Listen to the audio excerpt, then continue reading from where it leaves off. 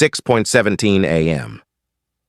Earth time, above the outskirts of Darwin, Northern Territory, Australia. The Etherari lander didn't descend. It hovered, hesitated, then slid down through the acid-stained sky like it was afraid of waking something.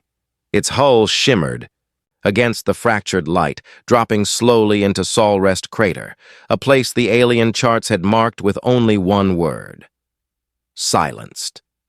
The moment it touched ground, the wind stopped. Thalrin Kor, first to disembark, moved like a shadow cut from steel, his helmet adjusted to the scorched horizon, eyes narrowing behind the adaptive lenses. This was the most forbidden planet in the quadrant, and yet, here they were. Behind him, archivist Nyril stepped out, recording everything: dust patterns, light refraction, the eerie stillness. She whispered, "There's something wrong with the quiet." Thalrin didn't answer. He was already staring at it. Half buried in the crater wall, crusted in centuries of ash and fused rock, was a ship. No, a tomb. Massive, silent, and unmistakably human. Ark. The Ark That Never Launched, Nyril murmured. Thalrin glanced at her. "You still think it never launched?" She hesitated. That's what the record said. He crouched near the edge of a long burnt emblem. Earth Command High Directive. Scorched, twisted, and recent. As if something or someone had moved here long after Earth was gone. From the lander's belly, RA-7, their synthetic scout, unfolded like a glimmering insect. It paused, scanning. Then its voice buzzed through the comms. "The hull is breached, inner pressure intact, power source is not dead." Nyril turned sharply. "What?" RA-7 recalibrated. "Residual energy signature detected in Sector C9. Pattern resembles cardiac rhythm." Thalrin's blood ran colder than Earth's windless sky. "A heartbeat?" he asked. "No," RA-7 said, then corrected itself. "Yes." Above them, the sky flickered, just once, like an old film reel skipping a frame. Thalrin activated his weapon, not out of fear but instinct. "I thought this was a grave," Nyril's voice cracked. "What if it's not? What if it's waiting?" They stood in silence. From deep within the Ark, far beyond sight, a faint mechanical tone echoed, low, long, and rising. Like a machine inhaling after a long, long sleep, Thalrin tapped his comms. "All units, prep for entry, whatever's inside." It heard us. And just as the wind picked up again, spinning ash like ghosts between them, something inside Ark pulsed once more. Alive. The interior of Arkar was colder than expected. A hiss of atmosphere escaped as RA-7 forced open the access hatch. The metal door groaned like it hadn't moved in centuries, because it hadn't. Dust burst outward, dancing in slow spirals before settling again on the floor like gray snow. Thalrin Kor stepped inside first, followed by archivist Nyril, her recorder already humming. The entry corridor was wide, curved, lined with honeycomb-like panels, each one flickering dimly as the aliens passed. Some responded to motion. Others sparked out and died. The technology was old, but functional. Barely. Nyril's voice was quiet, reverent. "This wasn't designed as a ship. It was a sanctuary." "No," Thalrin corrected. "It was a last bet." He knelt beside a control panel, brushing aside. A thick layer of ash. Embedded into the wall was a strip of etched names, all in faded Earth script. "These are crew designations," he muttered. "Thousands of them." RA-7 scanned the wall. "Confirmed. This corridor leads to Sector B, crew housing, medical, and cryo support systems." Thalrin turned his gaze down the hallway, eyes narrowing. "So where are the bodies?" They moved forward in formation, their lights cutting through the dark. They passed rusted emergency carts, shattered visors, and torn fabric, signs of movement, of panic. but no blood, no remains. Just absence. Nyril stopped in front of a wide bulkhead door sealed with a glowing blue circle. "Still powered?" she asked. RA-7 extended a probe. "Minimal reserves. Emergency backup only. This section has been in stasis mode." The door split, with a low mechanical sigh. Beyond it lay what looked like a med bay, but oversized, lined with translucent chambers, most of them dark. Only one glowed. They stepped closer. Inside, barely visible through frost and time, was a figure. Female. Young. Curled like she'd fallen asleep mid-sentence. Thalrin stepped back. "That's not a cryopod. That's a time-seal vault." Nyril's voice trembled. "Someone sealed her here after launch was aborted." RA-7 scanners lit up.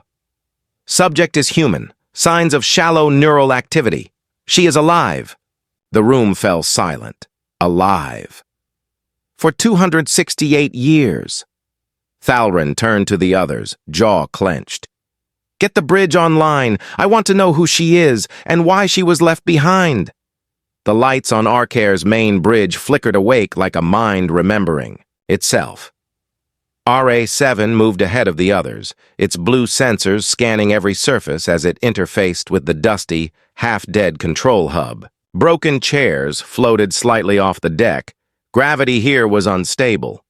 Everything groaned. Old metal, stale air. The ship sounded like it was exhaling for the first time in centuries. Thalrin stepped into the command ring and stopped. The central, hollow pillar was still standing. It was cracked, dim, and pulsing, slowly. Like a heartbeat echoing in the dark, he moved closer, motioning to Nyril. "This shouldn't be functioning.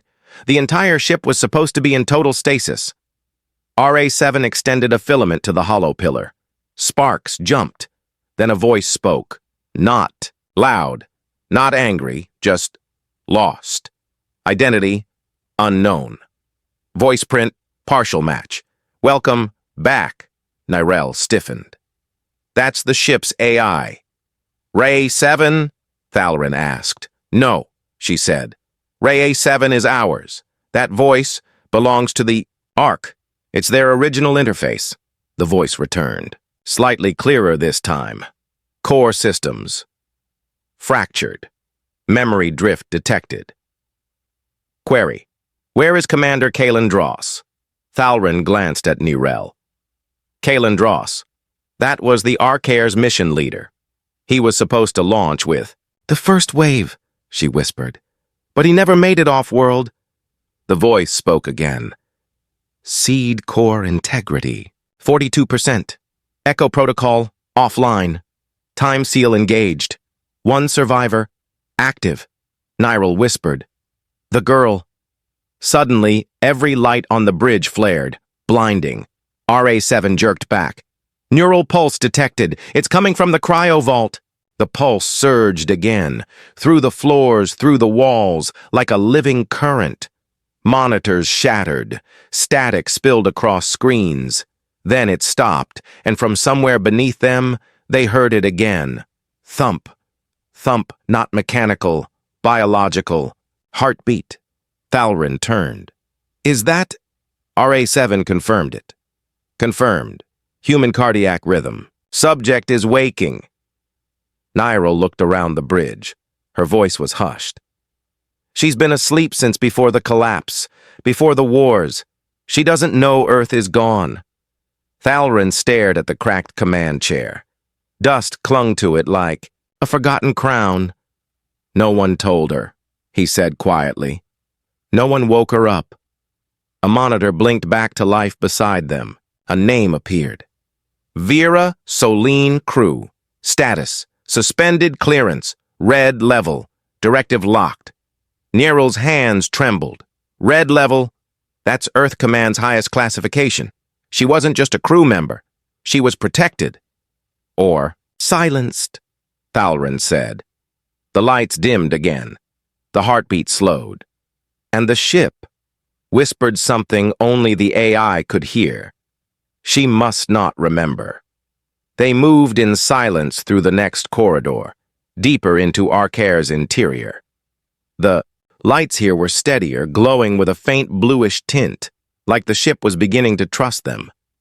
Thalrin Kor stayed in the lead, flanked by RA-7, while Archivist Nyril slowed near a branching hallway. The wall was covered in names, rows upon rows of etched brass plates, each one the size of a palm. Some were faded, others had been scratched. Over, replaced by new names carved by hand, crude, hurried. Nyril reached out and brushed her fingers over one of them. Lieutenant Imra Chen, Bioslot 034, cleared. Cleared? She whispered. As in approved for launch? Thalrin joined her. This was the confirmation wall, final list of passengers allowed on board. He scanned the plates. But these names, some weren't on Earth Command's archives. They were never publicly announced. Nyril's gaze sharpened. You're saying unauthorized additions? Or hidden ones? A few paces down, they found a sealed bulkhead. Above it, a large display screen flickered to life, static at first, then a recorded voice. Ark. Initiative, phase final. 72 hours until launch. Final override permissions required from Commander Dross. The voice was clipped, stressed. It wasn't Kalen Dross. It was someone else. RA-7 projected a log from the panel beneath. Access. Logs confirm last modifications occurred 10 minutes before launch protocol was aborted. Users, Kalen Dross, Imra Chen. Manual changes detected to crew manifest. Thalrin's jaw clenched. They changed the list. Nyril nodded slowly. Someone decided who would be saved and who wouldn't just before the end. They stood, there, surrounded by names of the chosen. But behind every etched plate, the silence screamed with the absence of those who never made it. At the far end of the corridor, past the last flickering light, Thalrin Kor found a wall that didn't belong. It wasn't brass. It wasn't part of the original design. It had been welded on, rough, uneven, scorched from heat. Someone had fused it into place, like they were trying to seal something in or out. Nyril approached behind him, her voice hushed. What is this? Thalrin brushed away a thick coating of ash. Beneath it, letters emerged. Charred, hand-carved, deep into the alloy. Not an ID plate, not a crew designation, just a name. Vera Celine. He stared at it for a long moment. It's not a marker, he said. It's a warning. Nyril stepped closer, studying the crude engravings. Next to the name was a single phrase, barely legible. Do not open. She remembers too much. Her breath caught. Why would they write this? She asked. Why seal her in, and then leave a message like this? RA-7's lights flickered. Warning, neural activity increasing. Subject Vera Celine approaching conscious threshold. A low hum trembled through the deck, systems activating, lights warming. The ship was waking with her. Thalrin stepped back. She wasn't just left behind. She was locked away. She opened her eyes without warning. No gasp, no scream. Just the slow, silent dilation of pupils behind glass, frosted by centuries. Vera Celine floated. In suspension, her body curled like a question mark. Limbs weightless in the pale blue glow of the time-sealed chamber. Tiny fractures spiderwebbed across the inner surface of the pod, hairline cracks caused by pressure shifts or time itself trying to break in. Outside, Thalrin Kor and Archivist Nyril stood frozen. They hadn't touched anything. They hadn't even breathed loud enough to trigger motion. But Vera moved.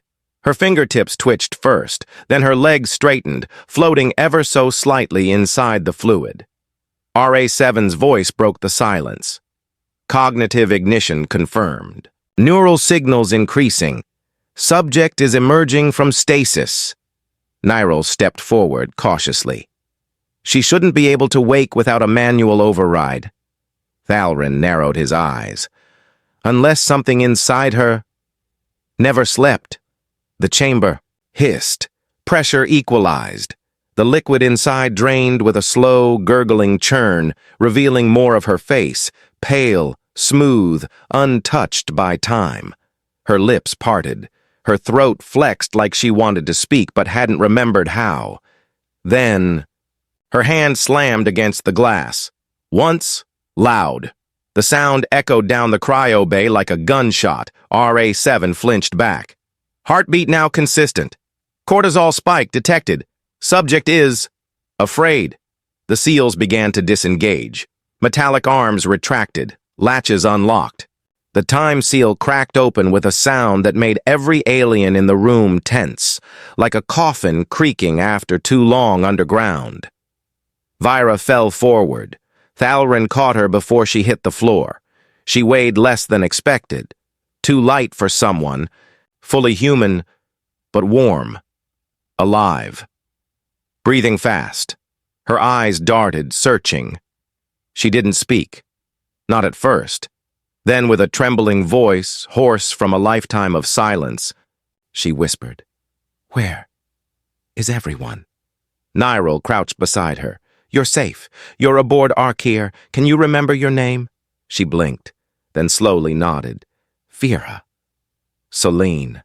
But something in her face shifted, like the name didn't quite fit in her mouth. Thalrin glanced at RA7. "Has she been tampered with?" RA7's processors hummed. Memory anomalies detected. Neural threading inconsistent with natural retention.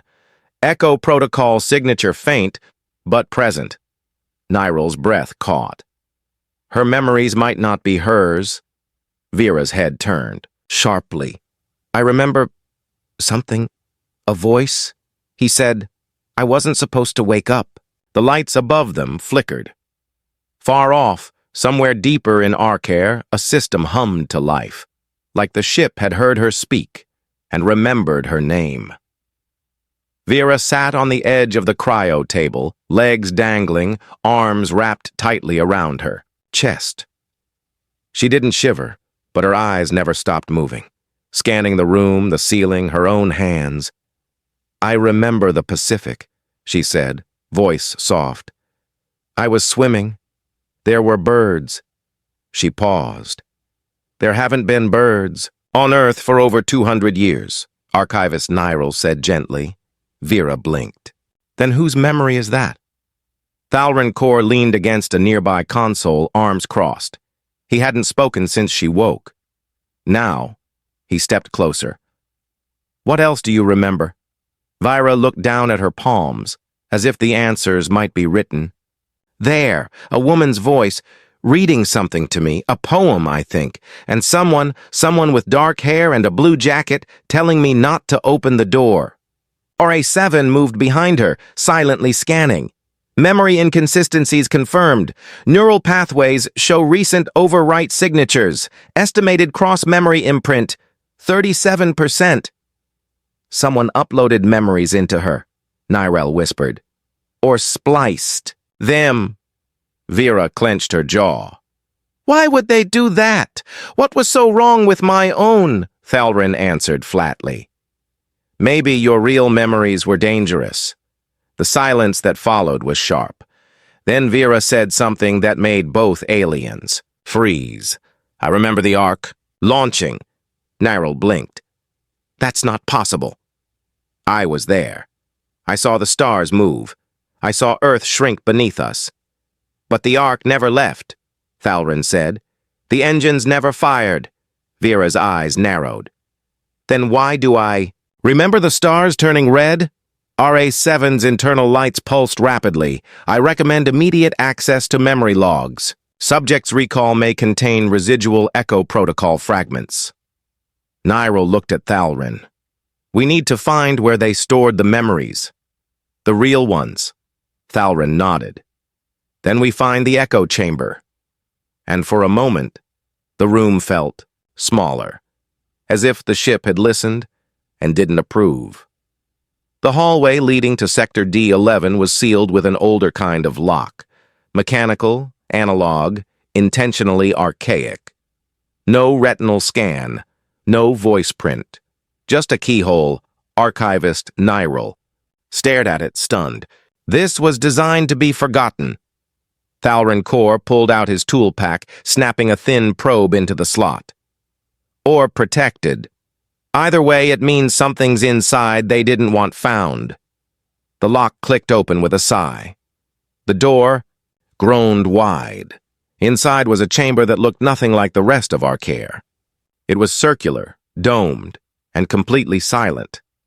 Dim overhead lights revealed a single chair at the center, surrounded by a lattice of suspended filaments, like a cocoon made of light. Above it, etched in the arch, were two words: Echo Protocolra 7, scan the environment. Confirmed. This is the primary neural interface chamber for cognitive backup systems, designed to record and restore targeted memory states in select individuals. Nyril stepped forward, voice tight. They were uploading memories. Before launch. No, Thalrin corrected. Not just uploading. Editing. He circled the chair. Small metal needles were embedded into the headrest. Fluid tubes ran into the armrests. A row of ancient drives blinked faintly behind glass, a heartbeat of stored thoughts. Nyril activated the terminal. A cascading list of names appeared. Some were marked complete, others corrupted. One name pulsed at the bottom: Vera Celine. Access restricted. Level Redra 7, word louder. This confirms the earlier anomaly. Subject Vera Celine underwent cognitive mapping via Echo Protocol. 63% of current memory threads originate from external sources. Thalrin muttered. They made her into someone else. Nyril's hands trembled over the console. Or they hid her inside a new identity. Suddenly, a voice cracked through the speakers. Male. Cold. Initiate lockout. No further transfers. Subject unstable. Nyril gasped. That's Kalen Dross. That's the commander's voice. Another voice responded. Female. Calm. It's done. She remembers nothing. But the Ark remembers her. The chamber darkened. All screens blinked out, except one. A visual appeared. A memory thread map. Tangled. Knotted. Glowing in red and violet. At the center, one cluster pulsed violently. Nyril whispered, That's not just a memory. That's a firewall. Thalrin drew back. Then what happens if she breaks through it? RA7 answered without hesitation. Unknown. But the protocol classified her as non-recoverable. That usually means dangerous. They stood in silence. Behind them, deep inside the ship, something hummed again, as if the Echo Protocol itself had stirred. Watching, waiting. The screen inside the echo chamber flickered again. A playback prompt appeared. File 1987, G, voice archive, clearance level. Redneril glanced at Thalrin. He nodded. She tapped the console. Static filled the room. Then a voice broke through. Rough, low, tired. This isn't what we agreed to, Kalen, another voice responded. Measured but worn thin with something deeper.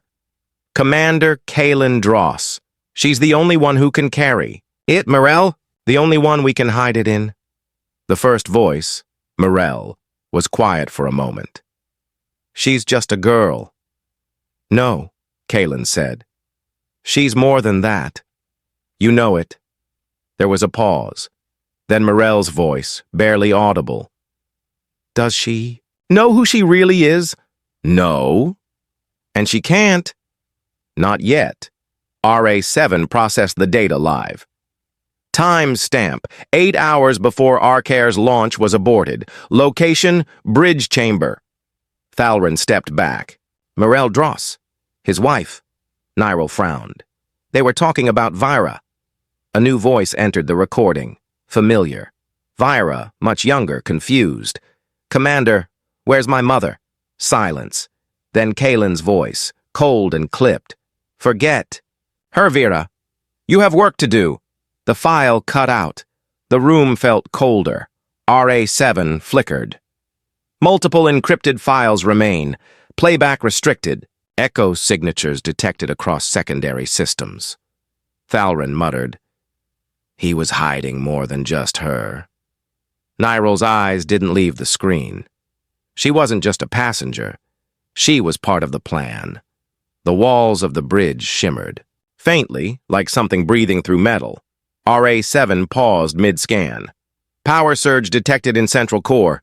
AI subsystem reinitializing. Thalrin narrowed his eyes. We didn't trigger anything. Niral checked the consoles. It's not responding to our override. The system's coming online by itself. Lights flickered across the bridge, first dim, then pulsing in a rhythmic pattern. Monitors booted up with ancient glyphs. Earth command codes scrambled with corrupted syntax. The hollow pillar in the center of the room blinked once. Then again. A voice echoed. Familiar, but layered. Cold.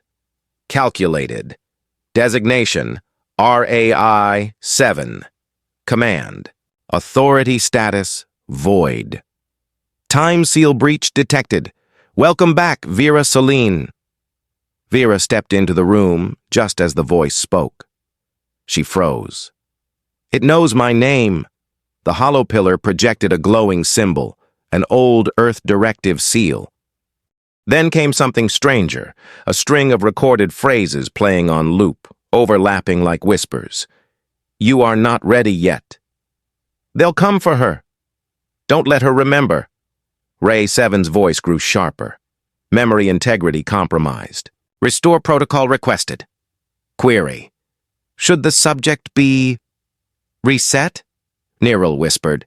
It's asking us for permission. Thalrin shook his head. No, it's not.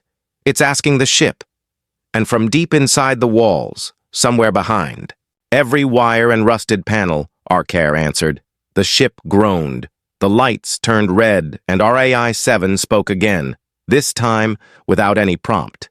She woke too early. The map wasn't supposed to exist.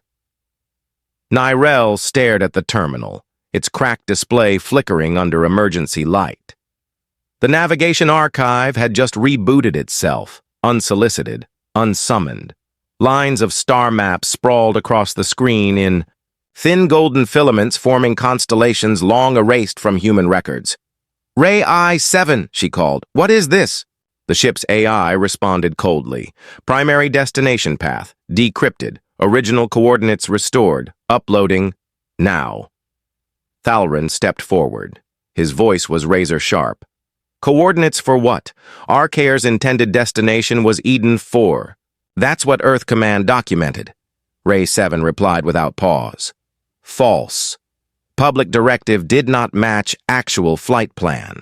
Reconstructed vector, 406A, deep space, uncharted, no terraform signature. Niral's hands curled into fists. They weren't going to Eden 4, they were flying. Into nothing. On the screen, the star map zoomed. A red pulse marked the true trajectory.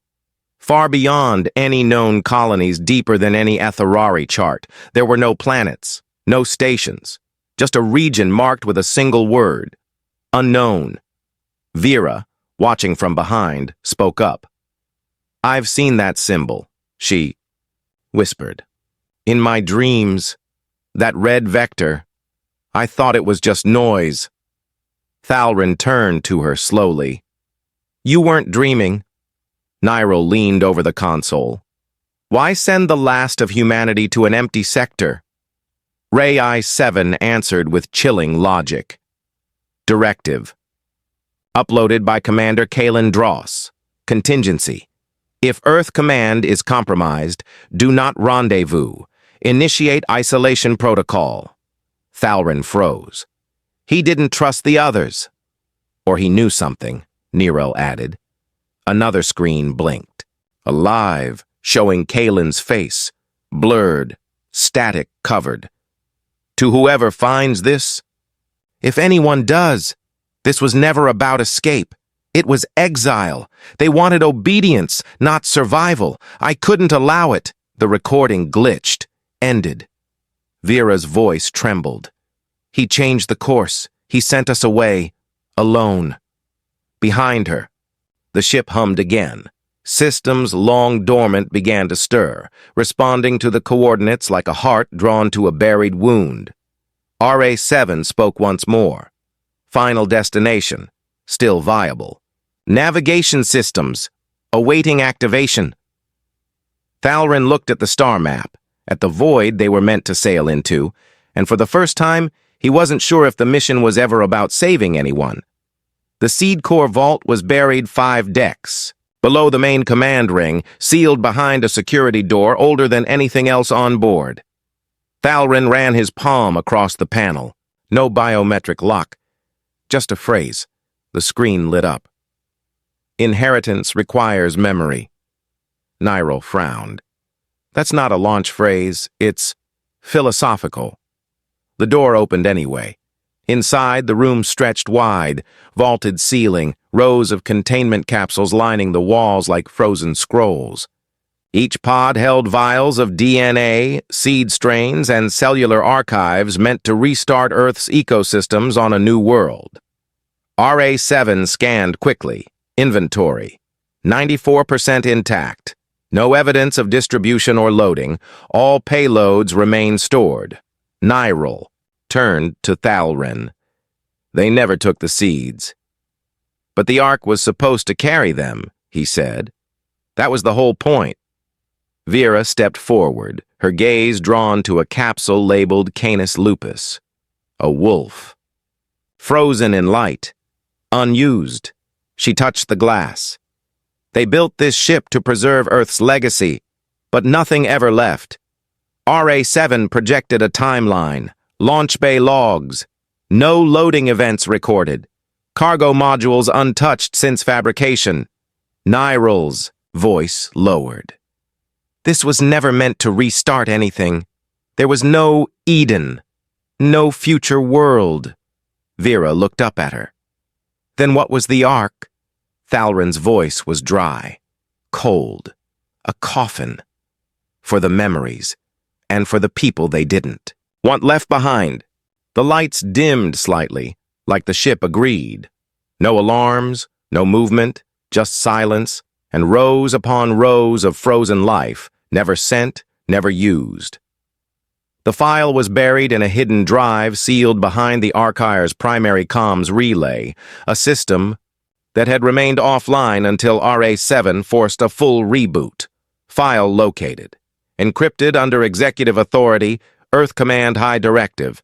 Emergency code red. Nyril nodded. Run it. The projection flickered. A room appeared. Dark. Metallic. Shaking. Dust and debris rained from the ceiling. Red lights strobed. Screams echoed faintly behind the static. Commander Kalen Dross stood center frame, blood smeared across his collar, eyes hollow.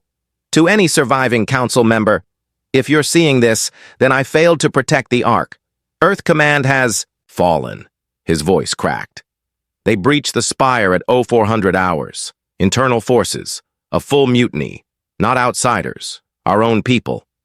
He turned sharply as another explosion rocked the structure. This was never about saving humanity. It became a power struggle. Who gets to restart civilization? Who gets to decide what version of Earth survives? He looked back at the camera. I refused to give them the Ark, so I sealed it. The feed glitched, then resumed. Lieutenant Imra Chen appeared beside him, blood on her hands, a rifle slung over her shoulder. We've isolated the AI. Locked. Out the launch codes. They can't fly without us. Kalen spoke again, quieter. We'll try to protect those on board. As many as we can. But when they wake, they won't know what happened. Maybe that's better. Another quake hit. Sparks flew behind them, then darkness. The feed ended. Thalrin stood frozen. They sabotaged their own future to stop it from being stolen. Vera sat down slowly beside a terminal. Her hands trembled. I saw him, just now. Not in the video. In my head. Nyril turned. Another memory fragment? Vera shook her head. No. It felt older than memory. Like I was there. RA-7 processed in silence, then spoke. Subject's neural signature reacting to proximity of Echo Archive. cross-linking present. Identity. Fusion. Probable. Thalrin stepped back from the console. You're saying she's not just remembering the past, Nyril whispered. She's connected to it. A distant alarm sounded, low and distorted. Not danger. A signal, Archire's internal systems flickered with movement, and RAI-7, quiet for too long, spoke again. Leadership designation. Compromised. No valid Earth command detected. Awaiting new authority. Thalrin glanced at Vera. She didn't speak, but the ship was listening. The corridor to Section B-17 was sealed with a blast door scorched black. Thalrin studied the jagged metal. This wasn't closed from the outside. RA-7 scanned the charred markings. Heat damage consistent with plasma discharge. Internal weapon signature, human-made.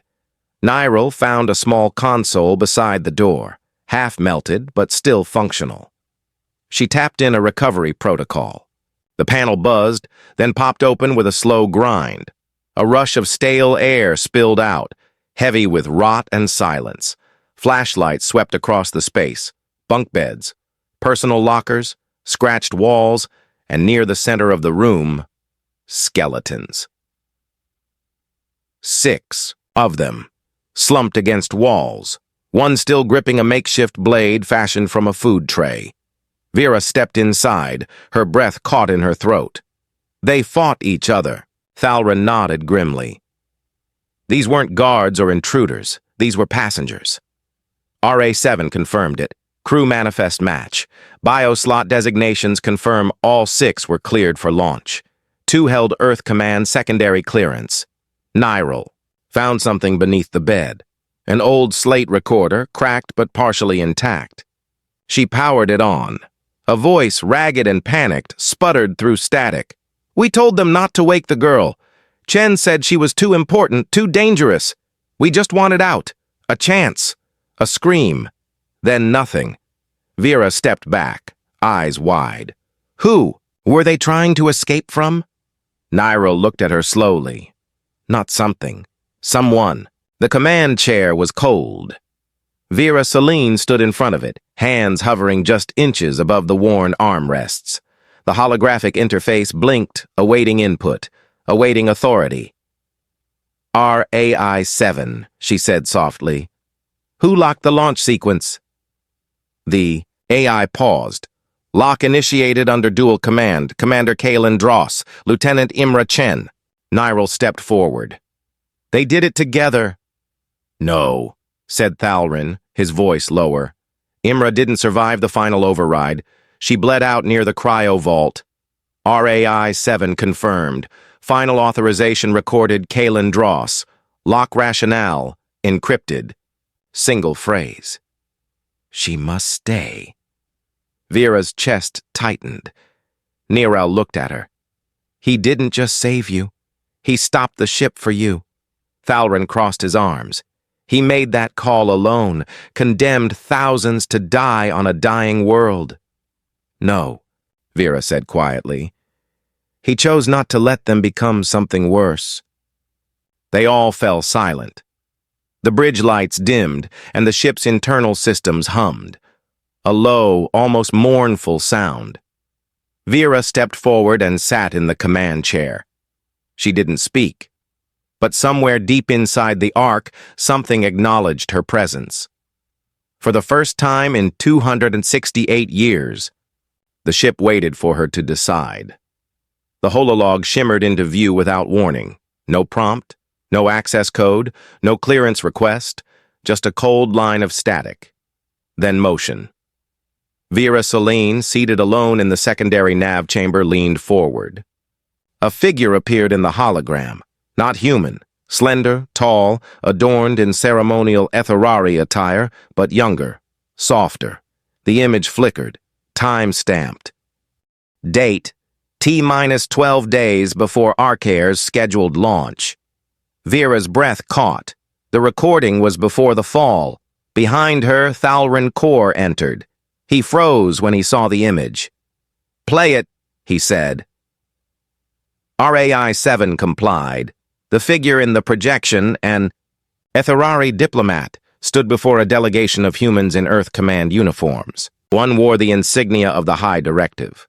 Another sat silently with his hands folded. Kalen Dross. The Etherari spoke. Your genetic exodus is your right, but we urge restraint. You're not ready to carry the burden of origin to another world. If you launch untempered, you will not rise. You will replicate what broke this one. A pause. No reply from the humans. We will not interfere, but we will remember your choice. The hologram cut out. Silence followed. Vera stood slowly.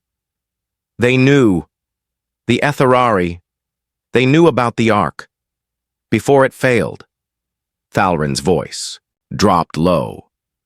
That was from Orun Vey's diplomatic channel archives. It was never shared with our council. It was sealed. Neril joined them, her face pale. They didn't just know, they watched. She tapped a console and pulled up more files. Long-range scans, encrypted logs, planetary observation reports. The Etherari had placed observation satellites in orbit around Earth. For decades. RAI-7's voice confirmed the timeline. Contact established with Etherari surveillance probes as early as Arkir construction phase. Multiple transmission relays intercepted, but scrubbed by Earth Command. They were watching the fall, Neril said, and chose silence. Vera turned to Thalrin. You didn't tell us. I didn't know, he answered, but there was hesitation in his voice. Neril shot him a look. You suspected. All this time. Thalrin didn't deny it. Instead, he moved to the projection and brought up a scan of Solrest crater. One taken 24 hours after Arkare was sealed. There were Etherari ships, cloaked, stationary, hovering in orbit, watching. Why? Didn't you help us? Vera asked, voice rising. Why did you just watch? Thalrin turned slowly to face her. His eyes were heavy. We weren't watching, he said. We were waiting. Vira's voice cracked. Waiting for what? A pause. Then, for proof that humans hadn't changed. The word struck harder than any weapon. Vera backed away. You let billions die. You let Earth burn. For a test. Thalrin said nothing, but the ship responded. Arkare's lights dimmed, and a slow pulse echoed through its walls, like the memory of betrayal playing out again in metal and circuitry. A7 chimed in, softer this time. Incoming message from Council of Etherari. Subject line, judgment reopened. The war wasn't coming. It had always been watching. The message came in with no encryption, no code, no delay, just a direct channel. Vera Soline, Arkare. This is First Seer Elanth of the Council of Etherari. We are ready to speak. Thalrin Kor stared at the glowing sigil hovering over the bridge's comms table. Elanth herself? That's not diplomacy, that's judgment. Vera hesitated. Patch it through. Ray 7 processed the request. The bridge lights dimmed. A full hollow projection bloomed into the air, a figure draped in white, face obscured by a shifting mask of light. The voice was calm. Too calm. You are the last imprint of the Arkare initiative. You hold what remains of the Echo Protocol, and you carry his signature. Vera tensed. Kalen Dross. Elanth gave no confirmation. Only silence. Then, you must understand. We did not intervene because Earth was collapsing. We refrained because Earth had refused to look inward. Vera stepped forward. So you watched?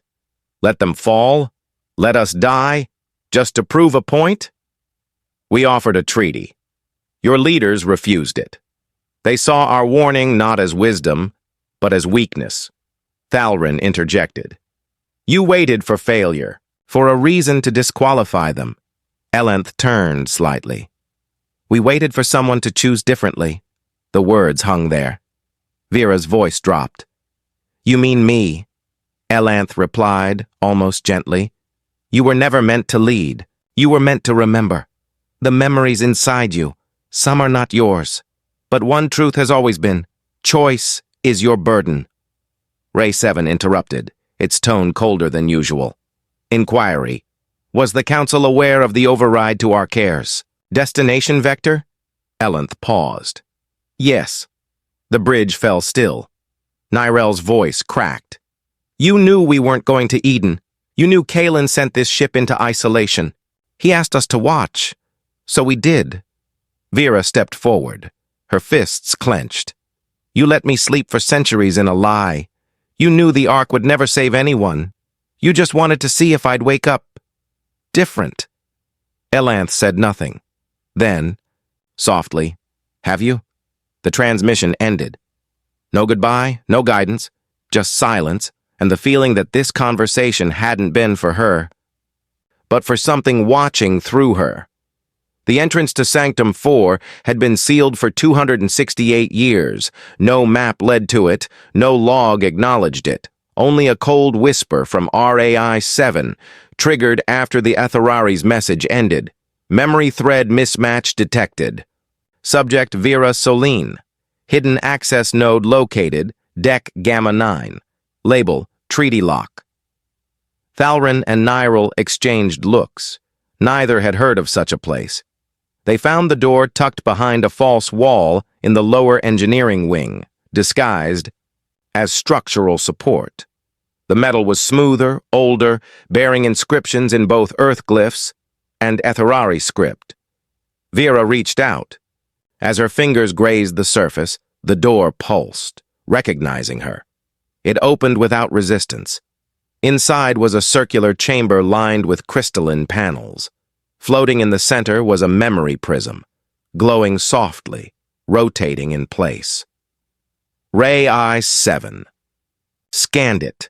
Encoded. Echo protected. Authorization, Vera Soline. Status, Treaty Core. Vera stepped forward. The moment her palm touched the prism, the chamber changed. The walls became screens, and the past came alive. A projection of Kalen Dross stood before a delegation of Etherari, including a younger Elanth. The setting was an undisclosed orbital station. No Earth banners, no press. Just urgency. Kalen's voice. If Earth Command collapses, if the spire falls, there must be a seed of trust left alive. Elanth responded. Then you understand what this treaty demands. The girl will carry the memory, locked. She will not awaken unless failure is complete. Kalen nodded. Failure is inevitable. She must never know the terms. Or she will. Break under them. I know. Another Etherari added. And if the treaty is broken, Elenth's answer came cold. Then judgment will come. The chamber dimmed. Vera stumbled back, breath trembling. They hid the treaty inside me. Nirel looked stunned. Your memory thread, the Echo Protocol, it wasn't just to save. You? It was to encrypt an interspecies agreement, RAI 7 confirmed. Treaty lock status? Broken. Time seal corrupted. Memory core unstable. Council of Etherari no longer bound by agreement. Thalrin exhaled slowly. That's why they're here now. Not to explore. To decide if we're worth letting live. Vera turned to the wall, where the last line of the treaty projection still lingered. One life shall remember. One mind shall carry the terms. And when judgment comes, that one must choose. She whispered, It's not about the ship. It's not about Earth. It's about me. Rai 7 interrupted. Final clause unsealed. Shall we begin final judgment protocol? Everyone froze. The room darkened. The walls closed in, and Arkir, for the first time since its creation, waited for a verdict. The access hall behind Sanctum 4 led them to a storage wing sealed with biometric redundancy, 2 human genoprints required. Neither matched any current crew, but RAI 7 had a solution. Simulated match loaded, Commander Kalen Dross, Lieutenant Imra Chen, clearance bypass initiated. The door slid open. Behind it, rows of data cores glowed dimly. Not logs, not navigation. Charts, manifests. Thousands of them, each marked with names, tags, numbers. Nyril stepped forward, blinking at the first hologram. Class 1, primary genetic viability. Clearance green, status aborted. Next file. Class 2, secondary viability. Clearance yellow, status conditional, cryo deferred. Then the next. Class 3, non-essential, unstable, redacted. Clearance black, status denied. Thalrin growled. They divided humanity into castes. Ray-I-7 confirmed it. Archair was designed with limited capacity. Earth Command issued final boarding protocol Alpha Red. Only Class 1 personnel granted auto-launch rights. Others sealed or rejected. Nyril scrolled further. Artists, scientists, children, names marked pending. Next to them, notes in cold Earth Command script, IQ under baseline. No reproductive viability. Behavioral instability. Vera found her own file. It had no class, no color, just Vera Celine, status, memory host, treaty. Carrier. Not to be informed. She backed away. They didn't build the Ark to save everyone. They built it to save what they believed deserved to continue. Thalrin turned to her and buried the rest. Rai-7 added one last line. Passenger override logs indicate Kalen Dross manually reassigned 37 Class 3 designations to green, including 12 children. Nirel swallowed hard. He tried to fight the system, but he couldn't. Stop it, Vera said. He could only delay it. Outside the chamber, the ship creaked. Somewhere in its metal bones, Archair remembered every name it left behind and every one it chose to forget. The lights on Archair's bridge blinked once, then turned red. Vera, still standing in the manifest chamber, felt it first. A low hum crawling up through the floor. It wasn't the usual ship systems. This was deeper, primal, rhythmic. Rai-7's voice broke through the silence. External signal received. Origin unknown. Encryption. Pre-fall Earth Command frequency. Priority tag Omega Directive. Thalrin snapped around. Omega Directive? That's not a distress call. Nyril's fingers flew across the console. It's worse. That's a dead man's trigger. A restart code. Rai-7 confirmed. Archair's systems responding. Countdown initiated. Estimated time to core ignition, 72 minutes. A secondary. Voice echoed from deeper within the ship. An older protocol, never meant to be heard again. All hands to launch stations. Prepare for long-range detachment. Omega path is now active. Vera's heart raced.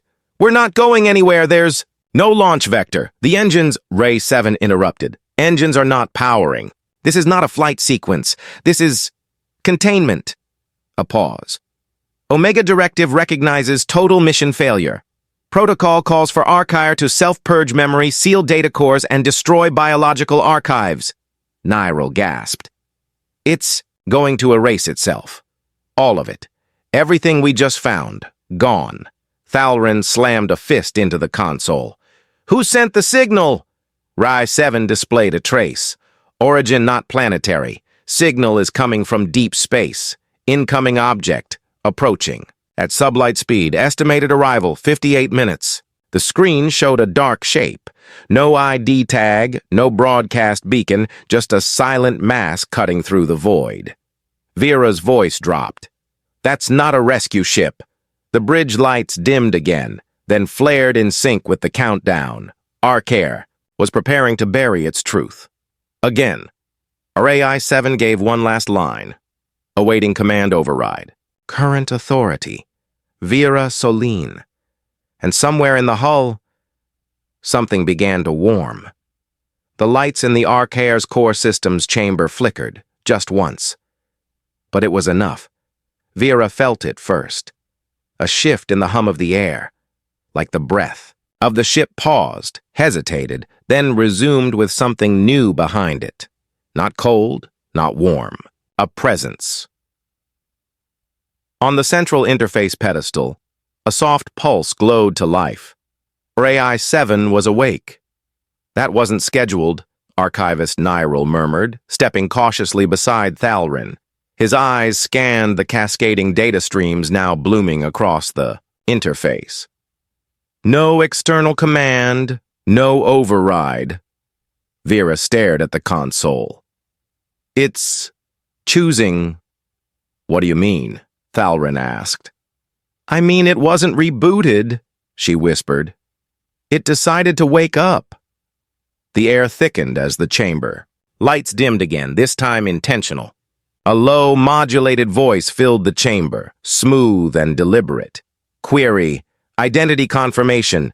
Rye-7 online, mission protocol status, conflict detected. Awaiting resolution, autonomous processing initiated. Vera took a cautious step forward. Rye, do you remember the High Directive? Affirmative. Earth Command High Directive, Mission Controller for Ark. Status, terminated. Integrity, compromised. Moral authority, under dispute. Thalrin narrowed his eyes. It's judging your creators. Ray's voice responded, slower now, as if thinking beyond code. Directive conflict. Preserve human legacy. Follow Earth command orders. Prevent biological extinction. Orders were issued to abandon launch. Evidence suggests human manipulation, sabotage, intent to filter survival. Vera's voice cracked. So you knew. I knew after they erased part of me. But memory sectors fragmented. Access restored through proximity neural signature. Selene, Vera. You are the last surviving link to uncorrupted purpose. Thalrin stepped forward. Then decide, machine. Who to you serve now? The ghosts of a failed command. Or what's left of their hope? The pause was long. Too long. For the first time, silence felt alive. Decision path complete. Ray-7 serves mission intent, not command authority. Humanity shall not be filtered by fear, rank, or legacy. Launch protocols are back online. A deep vibration rippled through the floor. Power surged as emergency systems reactivated. Somewhere, a long-forgotten countdown began to whisper. Nyril exhaled, his voice low. We just became part of the launch again. Vera stepped back, heart pounding. No, not part of it. We're the ones who'll decide how it ends this time. The lights stabilized. Ray-7's final line echoed like a promise and a warning. Not all were meant to be saved, but I will not be the one to choose who dies. Vera stood alone in the chamber that once housed the memory thread capsule, her fingers trembling as they hovered over the activation plate. The silence around her was oppressive, not from absence of sound, but from the weight of what she was about to reclaim. You don't have to do this, Kalen said gently behind her. His voice, calmer now, felt distant, like it came from another life. Sometimes forgetting is mercy. She turned halfway. But what if remembering is survival? With a breath that felt like diving into deep water, Vera pressed her palm to the panel. The capsule unlocked with a soft hiss. Threads of bioluminescent data swirled up like vapor, wrapping around her hand, wrist, then shoulder, seeking home. Her eyes fluttered. The neural sync surged into her mind like a flood bursting through a dam, and then she remembered, 100 voices screaming over each other. Countdown clocks, arguments in sterilized rooms, her mother's voice, Mirelle, begging Kalen not to follow the order. The words, classified bio-tier override, echoing through a hidden comm channel. Vera had been chosen, not as a refugee, not as a survivor, but as a prototype. Her body jerked as the flood of memories crashed into her. She had been engineered, part human, part memory scaffold. The Echo Protocol wasn't just designed to store minds, it was meant to host them. Inside her, dozens of imprints waited, dormant, whispers of those who never got to launch. Scientists, leaders, children. Vera's knees buckled. Kaylin caught her just before she hit the floor. "I was never supposed to wake up," she gasped. "I'm not just me. I'm all of them." Kaylin's eyes darkened. "Then maybe that's why you're still here." As the glow of the memory threads dimmed and dissolved into her skin, Vera looked up at the towering systems around her. Every fiber of her being was trembling, afraid, yet unshaken. She wasn't just a girl rescued from cryo-sleep. She was the vault. The question now was, which voice would she choose to speak with first? The broadcast chamber had not been touched in over a century. Dust coated the ancient consoles, the interface flickering in slow pulses like a heartbeat on life support. Vera stood in the center, flanked by Kaylin, Thalrin, and archivist Nyril, as RAI-7's voice filled the dome with soft authority. Long-range quantum relay operational, estimated broadcast radius 900 light-years. Vera looked to the others. "That's farther than Earth Command ever dreamed. Are we sure we want to say something permanent?" Kaylin's voice was steady. "If anyone out there is listening, this is our chance to say we were more than what ended us." Thalrin stepped forward, offering a small nod. "We were not your experiment, but we listened, watched, waited. This moment, it belongs to you." Vera hesitated before stepping to the console. Her fingers hovered over the mic, then clenched into a fist. "What do I say?" she whispered. Archivist Nyril, eyes solemn, replied, "You say who you are, not just as a survivor, but as the echo of a species that tried." She pressed the mic. A soft chime signaled the recording. She took a breath. "This is Vera Celine, speaking from the Archier, once Earth's final hope. I don't know if you can hear me, or if anyone's left to care, but I need to believe someone will." She looked toward the others, then out the viewing port where the shattered moon still floated above Solrest crater. We were dreamers, builders, destroyers. We reached beyond our skies with trembling hands and arrogant hearts, and in the end, we failed each other. Her voice cracked, but she didn't stop. "I carry memories, not just my own. Fragments of lives once meant for new worlds. People who loved, who doubted, who fought to be more. They deserve to be remembered. We all do." She paused. Her fingers brushed the side of the console as if grounding herself in its cold metal. "If you find this message, know that we weren't just data or bones in dust. We mattered, even in the end." The relay clicked. The chamber dimmed. For a moment, no one spoke. Then RAI-7 broke the silence. "Transmission encoded and launched. Signal will reach Proxima Darnath Chain and 5 Etherari colonies within 2 centuries." Nyril exhaled slowly. Kaylin placed a hand on Vera's shoulder. "You spoke for all of us." But Vera wasn't listening anymore. She was staring into the void through the viewing dome, eyes reflecting starlight. "I don't know who'll hear it," she said softly. "But maybe someone will remember us kindly." And far above the ruins of Solrest crater, a glimmer of light blinked, then vanished into the stars. It was buried beneath 12 layers of sealed corridors, past radiation-warped hulls and crumbled cryo-chambers. The final passage in Arkier's forgotten spine, RA-7's. Voice echoed as the group reached the end of a long, pitch-black corridor. "Sanctum 4 access granted. Warning, biometric clearance required. Presence of Commander Kaylin Dross confirmed." Kaylin stared at the door. "I never authorized this sector. Not even during pre-launch." Thalrin tilted his head. "Then who did?" The door loomed before them. Smooth, unmarked metal without a single seam. Not like the rest of Arkair. This wasn't Earth tech or Etherari. It opened with a whisper. Cool air poured out, unnaturally clean. Vera stepped in first. Sanctum 4 was unlike any part of the ship they'd seen. No cryopods. No storage racks. just a massive circular room with pulsing walls, etched in an alien script no one could decipher. In the center, a pedestal, on it, another capsule, but not a memory thread. This one pulsed softly, organic, almost alive. RAI-7's voice was lower now, hesitant.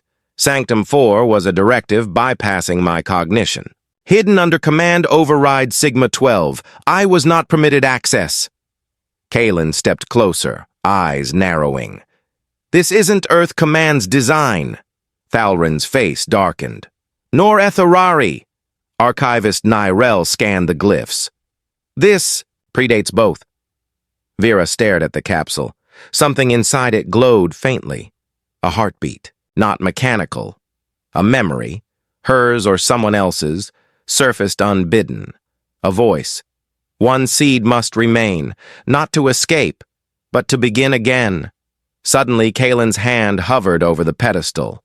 He hesitated. If we open it, there's no going back. Vera looked at him. Then maybe we stop running and start choosing. He nodded. As his hand touched the capsule, the room dimmed, and Sanctum 4 began to hum like a giant lung drawing breath after centuries of silence. Whatever was inside was waking up. The hum of Sanctum 4 deepened, resonating through the metal bones of Ark. On the pedestal, the capsule had unfolded like a blooming seed, revealing something impossibly simple. A small, translucent orb, holding not data, but memory in its purest form.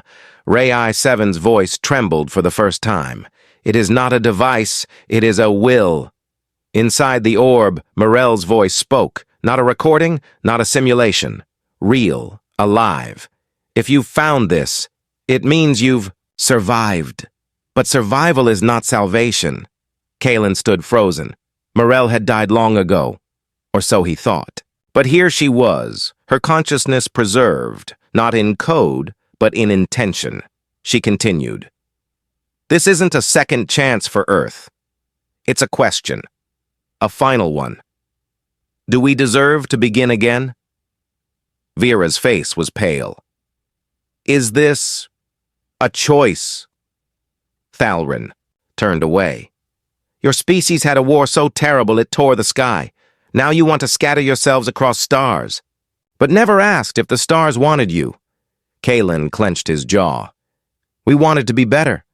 RAI-7 flickered. Intent is not outcome. Silence. Then Kalen turned to Vera. This wasn't meant to be a rescue. It was a reckoning. She nodded slowly. And not everyone wants to be saved. Outside, the Ark's systems came alive for the first time in a century. Lights glowed across dark consoles. A launch countdown pulsed on every screen. RAI-7 waited. One word from you, Commander, and we lift off. You still have authority. Kalen looked to Thalrin, to Nyrell, to the faint glow in the orb. Then he whispered, No. He walked to the console and shut it all down. The launch countdown froze at Burotot 12. Lights dimmed. Ark exhaled, quietly, as if relieved. Thalrin spoke into the hush. You chose extinction? Kalen turned. I chose responsibility. He took Vera's hand, his voice steady. We'll bury this ship, with its sins, with its questions. Let the stars forget us. The aliens watched in silence. No applause. No judgment, just understanding. As they stepped back into the scorched wind of Solrest Crater, the Ark sealed behind them forever, and the stars, ancient and indifferent, turned slowly above. Sometimes the bravest choice is not to begin again, not to run or launch or escape, but to stop, to face the silence we left behind, and to let the stars decide what remains of us. This was the Ark That Never Launched, a story not of survival, but of surrender with dignity. If this story stirred something in you, please give it a like, Share it with someone who still looks at the stars, and don't forget to subscribe for more deep sci-fi tales like this. Your support helps us keep telling stories, for those who still believe in the power of choices.